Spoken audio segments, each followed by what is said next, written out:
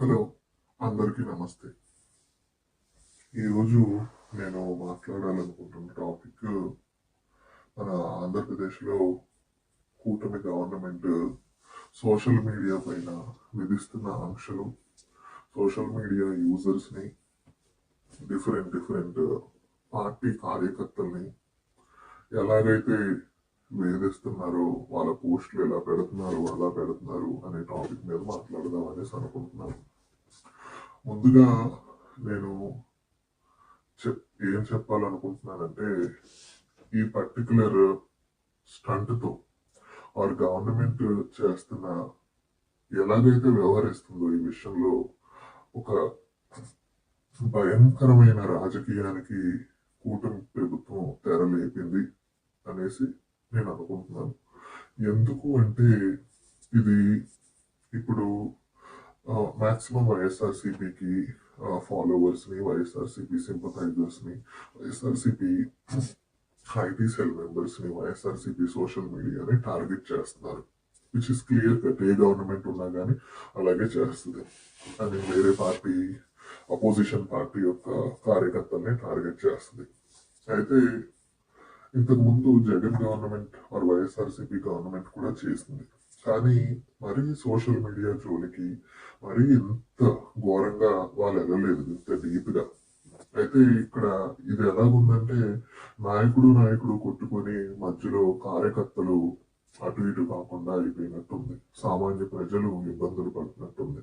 ఎందుకంటే ఈరోజు ఈ విషయం వల్ల జగన్మోహన్ రెడ్డికు, వైఎస్ఆర్సీపీకు, లేదా టీడీపీకు, చంద్రబాబు నాయుడుకు, లోకేష్కు, పవన్ కళ్యాణ్కు ఏ నష్టము జరగదు. కానీ అరెస్ట్ అయిన ఆ నార్మల్ కార్యకర్త కుటుంబం రోడ్డున పడుద్ది. అరెస్ట్ రికార్డు ఉన్న ఆ నార్మల్ కార్యకర్త, ఆ సామాన్య ప్రజలు, వాళ్ళ పర్సనల్ ప్రొఫైల్, వాళ్ళ ఇంపాక్ట్, వాళ్ళ ఫ్యామిలీ, సొసైటీలో వాళ్ళ పరువు, ఇవన్నీ ఇంపాక్ట్ అవుతాయి. పైన లీడర్స్ ఎవరు ఇంపాక్ట్ అవ్వరు. అయితే నేను ఎందుకు ఒక భయంకరమైన రాజకీయాన్ని కూటమి గవర్నమెంట్ తెరలేపింది అంటున్నాను అంటే, ఇప్పుడు వీళ్ళు చేశారు. ఇప్పుడు వైఎస్ఆర్సీపీ సోషల్ మీడియాని, కొంతమంది ప్రజల్ని, సామాన్య కార్యకర్తల్ని ఇబ్బంది పెడతారు. తర్వాత ఎప్పటికీ కూటమి గవర్నమెంట్ ఉండదు కదా, 5 years ఉంటుంది, 10 years ఉంటుంది. ఆ తర్వాత వేరే గవర్నమెంట్ అన్నా కానీ రావాల్సిందే, ఎప్పటికన్నా రావాల్సిందే, లేదా 15 years తర్వాత అన్నా రావాల్సిందే. అప్పుడు వాళ్ళు ఇదే చేస్తారు కదా. వాళ్ళు అప్పుడు టీడీపీ కార్యకర్తల్ని, టీడీపీ సోషల్ మీడియా యూజర్స్ ని ఇబ్బంది పెడతారు కదా. ఇక్కడ అల్టిమేట్ గా నా బాధల్లా ఏంటంటే, నాయకులు నష్టపోరు, నాయకులు బాగానే ఉంటారు, వాళ్ళ రాజకీయం వాళ్ళు చేస్తారు. కానీ ఎవరైతే మా నాయకుడురా అనేసి కొంతమంది కార్యకర్తలు ఎవరైతే గుడ్డలు చింపేసుకొని కొంచెం ఎక్స్ట్రాగా వెళ్తారో వాళ్ళు ఇబ్బందులు పడతారు. వాళ్ళు ఇబ్బంది పడడమే కాదు, వాళ్ళ ఇంట్లో వాళ్ళ తల్లి తండ్రి, ఇప్పుడు మన ఇంట్లో కొడుకు అరెస్ట్ అయితే తల్లి తండ్రి ఆనందంగా నా కొడుకు అరెస్ట్ అయ్యేదని చెప్పుకుంటారా? చెప్పుకోలేరు కదా. అల్టిమేట్ గా కుటుంబ సభ్యులే బాధపడతారు.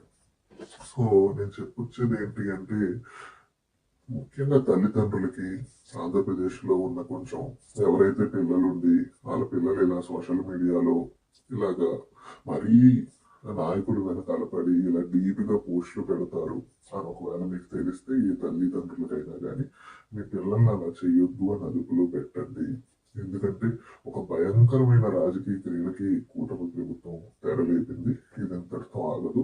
ఇది ముందు ముందు ఫ్యూచర్ జనరేషన్స్, వచ్చే సంవత్సరాలు, వచ్చే గవర్నమెంట్స్ లో కూడా కొనసాగుద్ది. ఈ గవర్నమెంట్ ఇలా చేసింది కదా అనేసి వచ్చే గవర్నమెంట్, ఆ తర్వాత టీడీపీ వాళ్ళ మీద కూడా ఇదే జరుగుద్ది. సో వైఎస్ఆర్సీపీ వాళ్ళైనా, టీడీపీ వాళ్ళైనా, జనసేన వాళ్ళైనా కానీ తెలుసుకోవాల్సింది ఏంటంటే, ఎప్పుడు ఒకటే గవర్నమెంట్ ఉండదు. ఇప్పుడు ఈ గవర్నమెంట్ లో వైఎస్ఆర్సీపీ వాళ్ళు ఇబ్బంది పడుతున్నారు, రేపు ఆ గవర్నమెంట్ లో మీరు ఇబ్బంది పడాల్సి వస్తుంది మీ పోస్టుల వల్ల. సో అందుకని ఆచితూచి నాయకులు వెనకాల పరిగెత్తకండి. పరిగెత్తినా కానీ మరీ వేరే నాయకుల్ని కించపరిచేలా పోస్టులు పెట్టకండి. పెడితే ఆ తర్వాత మీరు, మీ